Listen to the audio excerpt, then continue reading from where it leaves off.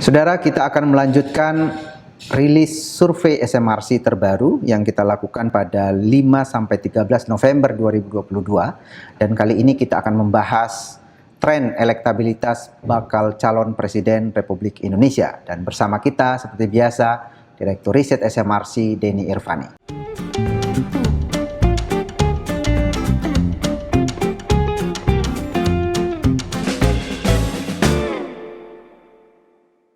Mas Denny, sebelumnya kita merilis tentang tren elektabilitas partai-partai politik dari hasil survei terbaru SMRC.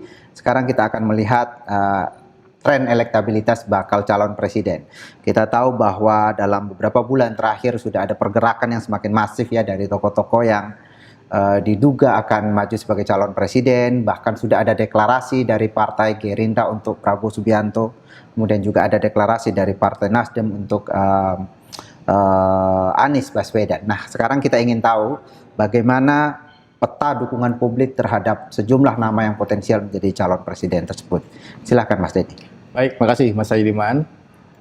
Pilihan presiden adalah variabel utama dalam setiap survei yang kita lakukan bersama dengan pilihan partai politik ya. Untuk mengupdate bagaimana kecenderungan dukungan pemilih terhadap tokoh-tokoh atau para bakal calon-calon presiden. Kita melakukan survei yang terakhir secara nasional pada 5-13 November 2022 dengan memilih sampel secara acak dari populasi pemilih nasional. Sampelnya ada sebanyak 1.012 responden yang diwawancara secara tatap muka, dipilih secara acak. Margin of error survei diperkirakan 3,1% pada tingkat kepercayaan 95%, gitu ya. Dan berikut adalah perbandingan profil demografi sampel dengan populasi. Kita melihat sampel yang kita peroleh mencerminkan karakteristik populasi dari berbagai variabel demografi, gender, desa kota, usia, agama, etnis, pendidikan, dan juga provinsi. Karena itu kita cukup yakin ya bahwa temuan-temuan kita bisa menggambarkan keadaan populasi secara keseluruhan. Baik, Mas Denny, artinya bahwa dilihat dari sisi demografi ini sangat proporsional ya. Benar. Antara sampel dengan seluruh item demografi yang kita sajikan. Tapi sebelum Mas Denny mengemukakan hasil survei tentang tren elektabilitas bakal calon presiden kali ini, saya ingin mengingatkan kepada para penonton untuk melakukan subscribe terhadap kanal YouTube SMRC TV, share, kemudian penting juga bagi Anda untuk meninggalkan komen di bawah biar terjadi diskusi yang lebih hidup pada konten-konten yang kita sajikan kepada para penonton sekalian. Silahkan lanjutkan Mas Denny. Baik, sebagaimana kita tahu bahwa sekarang belum ada calon yang definitif, yang resmi sebagai calon presiden karena pendaftaran ke KPU masih akan dilakukan pada tahun depan, gitu ya. Karena itu sangat terbuka atau masih terbuka kemungkinan bagi siapapun untuk jadi calon presiden. Nah, pengukuran yang paling inklusif untuk mendeteksi kekuatan dukungan kepada calon presiden adalah lewat simulasi terbuka, di mana responden diminta menyebutkan tokoh yang ingin dipilih sebagai presiden secara bebas dan spontan. Nah, kita ingin lihat bagaimana preferensi pemilih terhadap calon presiden dalam bentuk simulasi pertanyaan yang sangat inklusif seperti ini.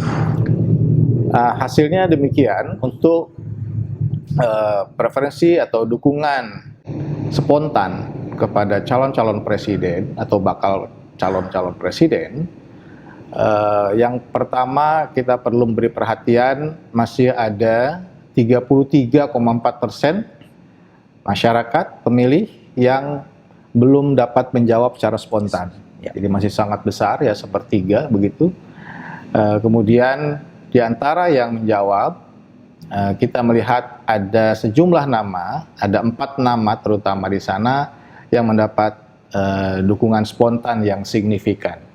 Yang pertama adalah Ganjar Pranowo dengan dukungan spontan 16,6%. Kemudian ada nama Joko Widodo 13,9%, Prabowo Subianto 13,4%, dan Anies Baswedan 12,1%. Jaraknya sangat dekat sekali. Tentu karena ini bentuk simulasi spontan, masih ada nama Pak Jokowi, katakan begitu, yang sebenarnya secara konstitusi itu tidak bisa maju lagi, tapi karena dibentuknya terbuka bisa disebut oleh masyarakat. Nama-nama lain itu terlihat cukup jauh di bawah dari 4 nama ini dengan dukungan masing-masing di bawah 3% gitu ya. Dan kita lihat trennya kemudian untuk 4 nama teratas, untuk Ganjar Pranowo yang berwarna biru ya, kita amati dari waktu ke waktu sejak Maret 2021 sampai November tahun ini, 1,5 tahun kira-kira, itu ada pergerakan ya, dari 6,1% menjadi 16,6%. Ada kenaikan sekitar 10% begitu. Kemudian yang juga mengalami kemajuan yaitu Anies Baswedan dalam 1,5 tahun terakhir dari 5,4 ke 12,1%, naik sekitar 7%. Untuk Prabowo dalam 1,5 tahun terakhir 13,4 menjadi 13,4% juga, 13,4 ya, ya persis 13,4%. Itu artinya tidak ada perubahan sama sekali, cenderung stagnan. Sementara nama Jokowi di sana semakin berkurang dukungan spontannya. Ini wajar karena isu 3 periode sudah hilang begitu, sehingga dukungan pada Jokowi mengalami penurunan. Publik semakin sadar tidak mungkin dia mencalonkan diri sebagai presiden kembali. Saya kira ini cerminan dari persepsi atau pendapat semacam itu. Simulasi terbuka tadi sangat sangat inklusif begitu. Siapapun nama tokoh yang punya dukungan signifikan akan muncul.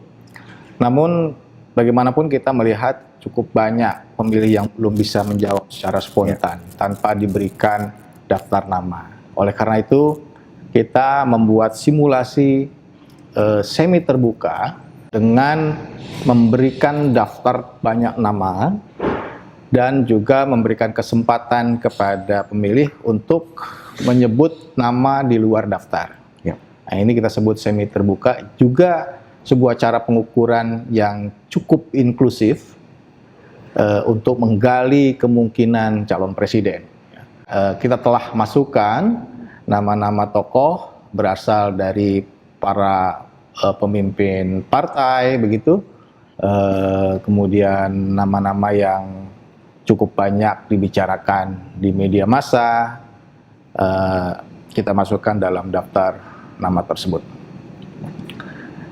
Nah, kita lihat hasilnya. Dari daftar banyak nama ini, 45 nama kita masukkan, terlihat bahwa undecided ya, atau yang belum menentukan pilihan, itu menjadi berkurang. Dari tadinya 33% di dalam simulasi terbuka, dalam simulasi semi terbuka turun menjadi 13,1%. Ada 3 nama yang mendapat dukungan teratas. Ada Ganjar Pranowo di posisi paling atas 26,7%. Kemudian urutan berikutnya Prabowo Subianto 18,8%. Secara statistik ini jaraknya signifikan ya, 8% perbedaannya. Kemudian urutan selanjutnya adalah Anies Baswedan 17%. Nah, antara Anies dengan Prabowo ini tidak beda signifikan, artinya tidak bisa disimpulkan mana yang lebih kuat dalam simulasi 45 nama semi terbuka ini. Sementara yang tadi Pak Ganjar Pranowo kita bisa simpulkan dia untuk sementara ini dalam semi terbuka unggul dibanding tokoh-tokoh yang lain. Benar, jadi meyakinkan gitu ya, lebih kuat dukungan dalam simulasi semi terbuka ini. Dan juga konsisten, nama-nama lain tetap di bawah 3 nama teratas. Dalam simulasi ini tentu nama Pak Jokowi sudah kita tidak masukkan gitu ya, tidak kita masukkan dalam pilihan calon presiden. Jadi setelah nama Pak Jokowi dikeluarkan, lalu kemudian ada fakta di mana mereka yang belum menentukan pilihan sebelumnya di top of mind itu sekarang berkurang signifikan. Ini tampaknya lebih banyak masuk ke 3 nama teratas itu ya Mas Denny? Benar, terutama kepada Ganjar. Tadi dari 16% di top of mind, begitu di simulasi terbuka menjadi 26, jadi bertambah 10% begitu ya. Tentu juga mengambil dari yang tadi belum menentukan pilihan secara spontan. Juga menarik di sini kita perlu perhatikan juga dari sekian banyak nama tokoh ini, yaitu tokoh atau pemimpin partai besar. Ya. PDI Perjuangan, lalu ada Golkar dan ada Gerindra. Prabowo dia merupakan pemimpin Gerindra. Kemudian untuk pemimpin atau tokoh ya dari PDI Perjuangan, elit utamanya kita bisa lihat Puan Maharani misalnya ya. Nah, di sini Puan mendapat dukungan 1,2%. Jadi masih belum cukup kompetitif dibanding 3 nama teratas. Selanjutnya Golkar, pemimpinnya, ketua umumnya yaitu Pak Erlangga Hartarto, itu persis sama dengan Puan Maharani juga 1,2%. Jadi di antara 3 partai besar yang paling mendapat dukungan signifikan yaitu Pak Prabowo. 2 partai yang lain masih belum kompetitif gitu ya. Jadi Mas Denny ingin mengatakan bahwa dari daftar banyak nama ini selain yang 3 teratas itu juga sebetulnya potensial dari tokoh partai yang besar. Benar. PDIP dan Golkar ya, tetapi elektabilitas kedua tokoh itu belum cukup kompetitif dibanding 3 tokoh. Ya, karena yang bisa mencalonkan presiden kan partai politik. Ya. Terutama partai politik yang punya kursi paling banyak itu punya kans untuk bisa mencalonkan presiden. Di sini Ganjar memang dia kader PDI Perjuangan, tapi dia bukan elit utama. Ya. Elit utamanya ada di sini ada Puan Maharani. Ya, tapi dibanding Ganjar, Puan relatif masih jauh di bawah Ganjar, begitu. Pak Erlangga sebagai tokoh utama Golkar juga terlihat belum cukup kompetitif dari sisi demand pemilih. Gitu ya. Oke, selanjutnya ini trennya. Ganjar yang berwarna merah, kemudian warna kuning atau orange itu Prabowo. Yang hijau Anies Baswedan. Kita lihat bagaimana pergerakannya, kelihatan yang mengalami kemajuan atau kehidupan ya. Peningkatan dukungan dari survei tahun lalu pada Maret 2021 hingga November ini adalah Ganjar kemudian Anies. Sementara Pak Prabowo ya itu cenderung stagnan. Ini konsisten dengan hasil top of mind atau pilihan terbuka yang tadi kita tunjukkan. Ganjar semakin menguat dari 8,8 menjadi 26,7%. Anies juga mengalami kenaikan dari 11,2% menjadi 17%, sementara Prabowo dari 20 ke 18,8%. Tidak ada perubahan yang berarti. Sementara Puan dan Erlangga itu juga masih belum kompetitif untuk bisa bersaing dengan 3 nama teratas. Kalau kita lihat dibandingkan ya dengan 3 nama teratas itu, Mas Denny, nampaknya Ganjar Pranowo satu-satunya tokoh yang agak berbeda ini. Pak Prabowo sudah dideklarasikan oleh satu partai, Anies juga dideklarasikan, tetapi justru apakah kita bisa mengatakan ya dari data ini bahwa deklarasi partai itu tidak cukup berpengaruh ya pada peningkatan suara calon-calon yang dideklarasikan? Iya, saya kira demikian. Jadi deklarasi itu tidak punya efek yang sangat besar begitu atau yang signifikan terhadap dukungan kepada calon yang dideklarasikan. Setidaknya kalau itu faktor yang sangat penting, mestinya calon yang tidak atau belum dideklarasikan seperti Ganjar tidak mengalami kemajuan. Artinya bukan itu faktor yang sangat penting bagi elektabilitas calonnya. Oke, Mas, ini kan yang data yang ditujukan tadi ini kan data di mana banyak sekali tokoh yang dimasukkan ke dalam daftar ya, ada 45 nama, lalu kemudian dibuka kesempatan bagi responden untuk menyebutkan nama lain. Tetapi di dalam praktiknya nanti kita selalu mengatakan bahwa kemungkinan pemilihan presiden hanya akan maksimal diikuti oleh 4 kandidat, atau banyak mengatakan mungkin 3 atau bahkan 2. Nah, kalau kemudian calon-calonnya dikerucutkan dalam 4 nama misalnya atau 3 nama, bagaimana hasilnya? Baik, ini pertanyaan yang penting ya.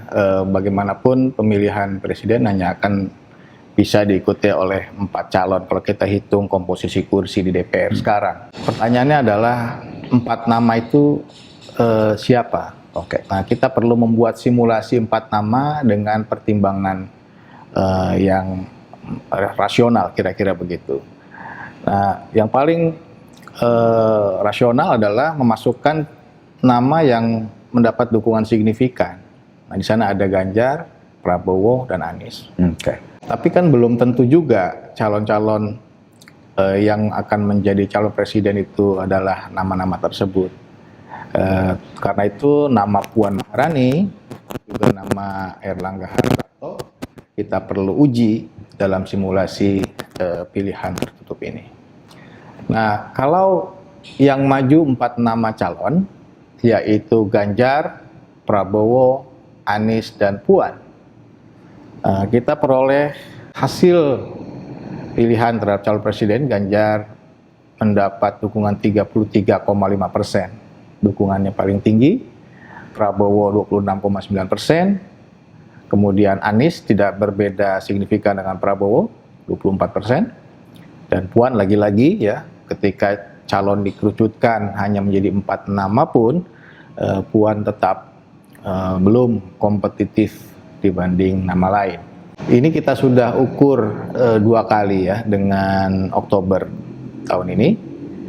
Kita melihat hasil yang konsisten, di mana Ganjar masih berada di posisi teratas, dan sekarang jaraknya ya dengan Pak Prabowo sekitar 7% begitu.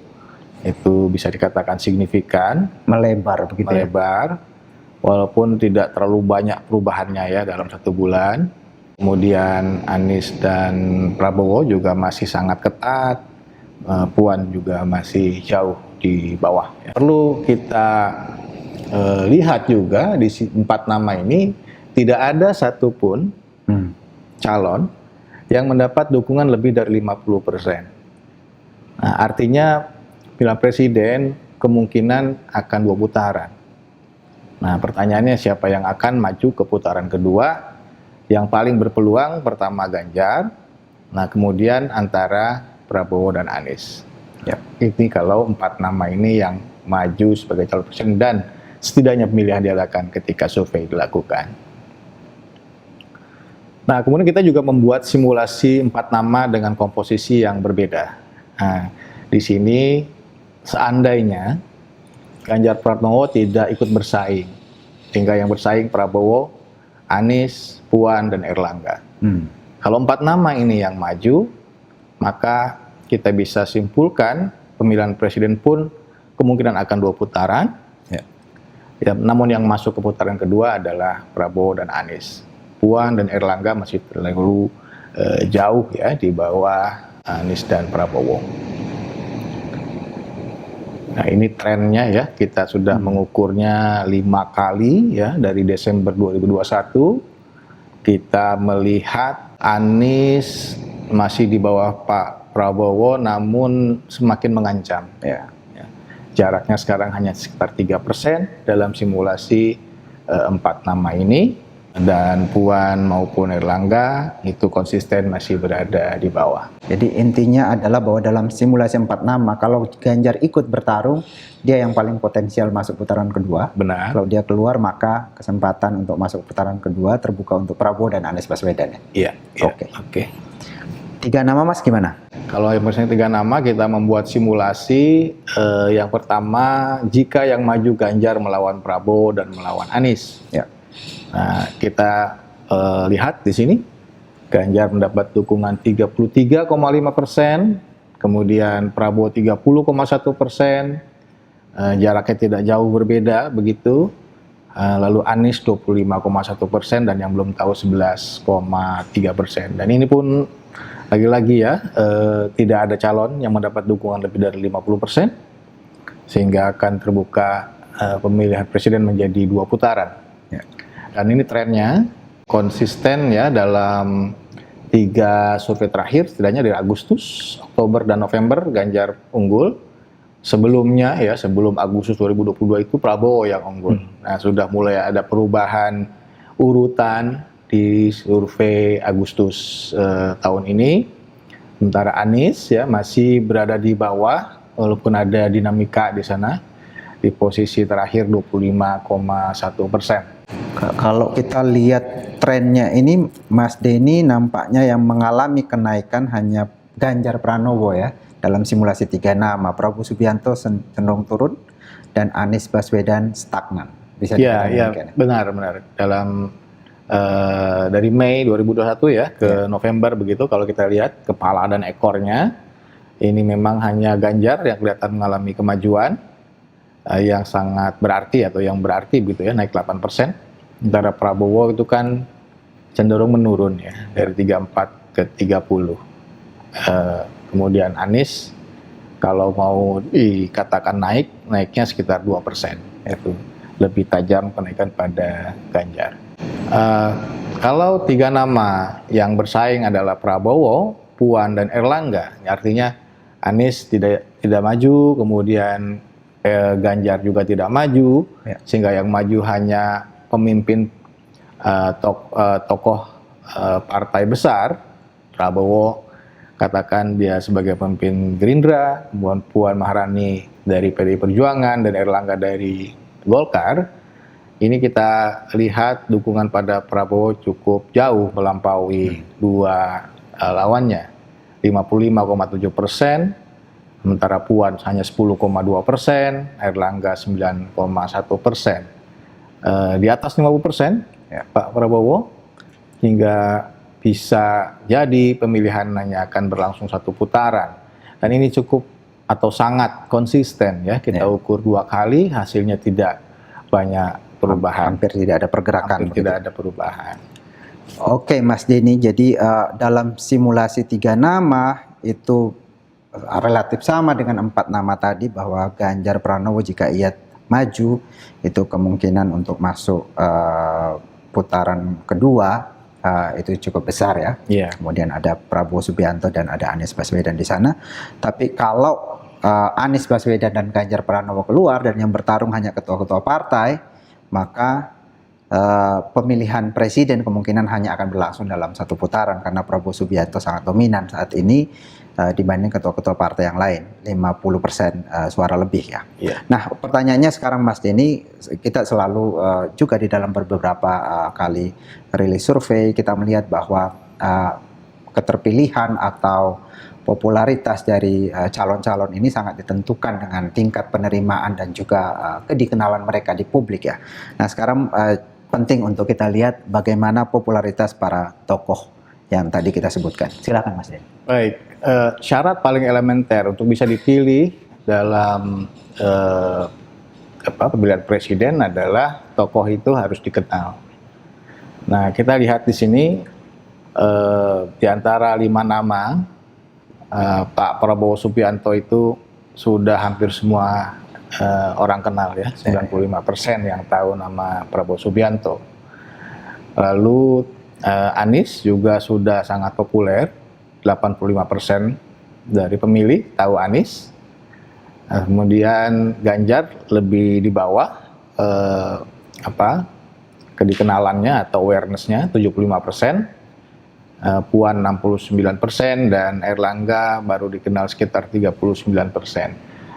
Nah, tapi ini tidak bisa menjelaskan mengapa Ganjar mendapat dukungan lebih tinggi dibanding Prabowo Subianto.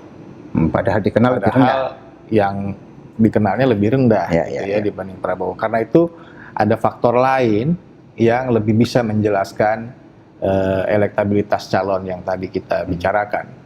Apa itu? Yaitu likability atau tingkat penerimaan atau kesukaan terhadap tokoh. Kalau kita perhatikan di sini, yang suka kepada Ganjar di antara yang tahu itu mencapai 89%. Di antara 5 nama ini Ganjar yang paling disukai. Maka wajar kalau dukungan kepada Ganjar itu pun lebih besar dibanding 4 tokoh yang lain gitu ya.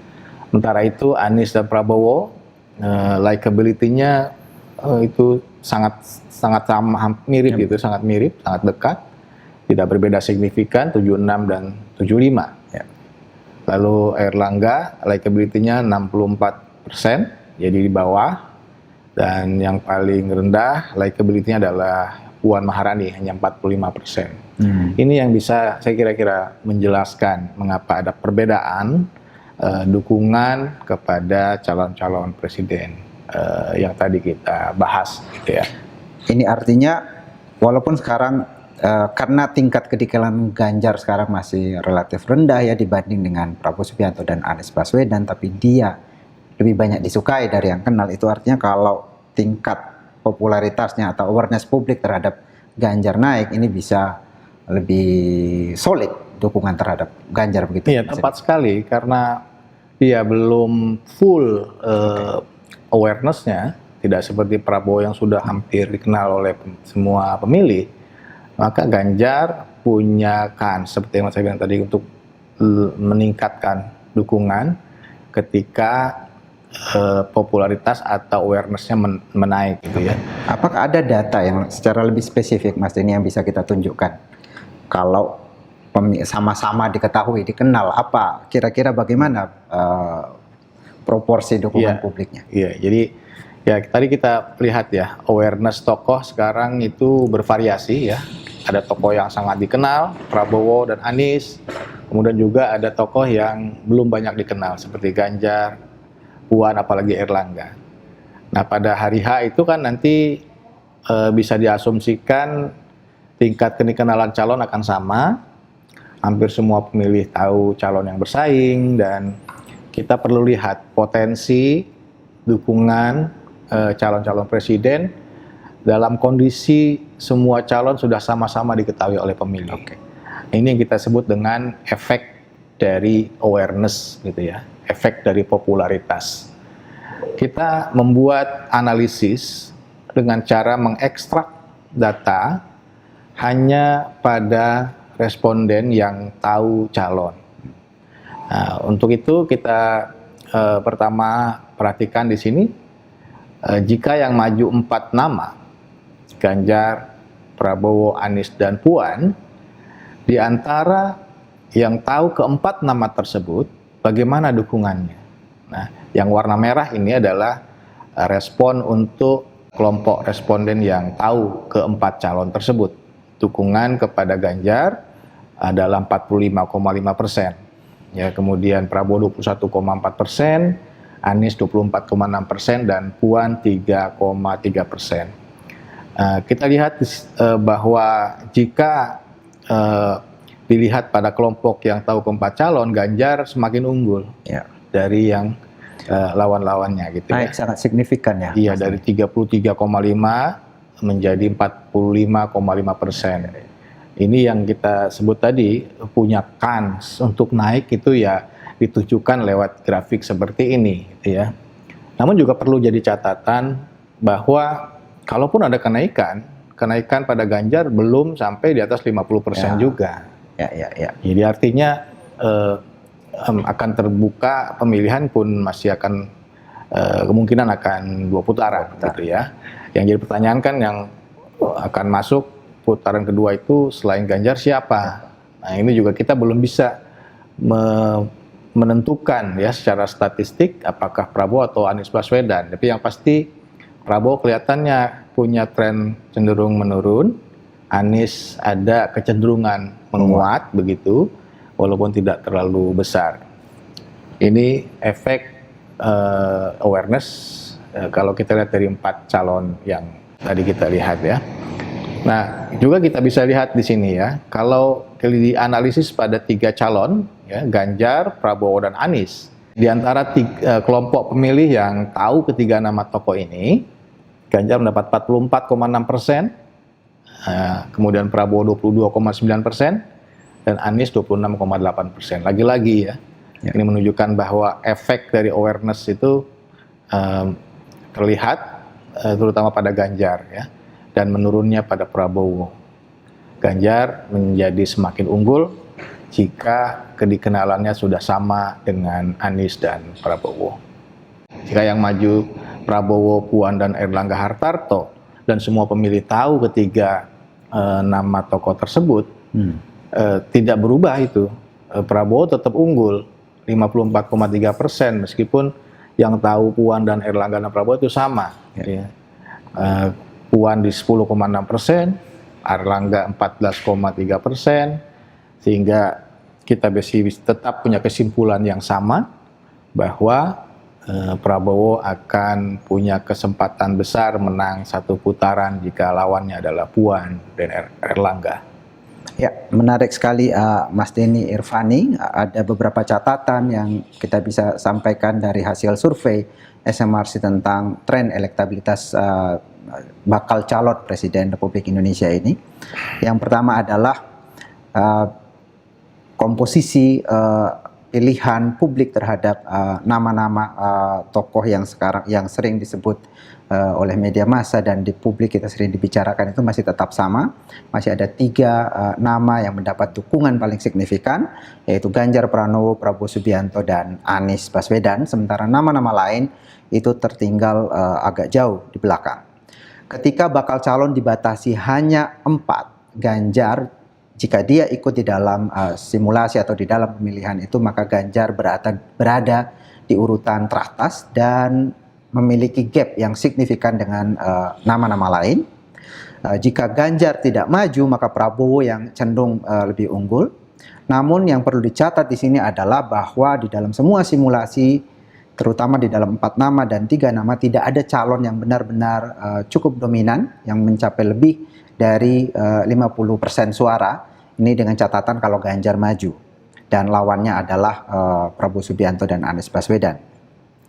Kemudian bila calon hanya 3 dan yang bersaing Prabowo, Ganjar, dan Anies, lagi-lagi Ganjar cenderung unggul di atas keduanya, dan dalam simulasi 3 nama ini juga kita temukan tidak ada calon yang dominan yang di atas 50%. Karena itu kita bisa menyimpulkan jika pemilihan umum dilaksanakan sekarang, maka kemungkinan akan terjadi 2 putaran.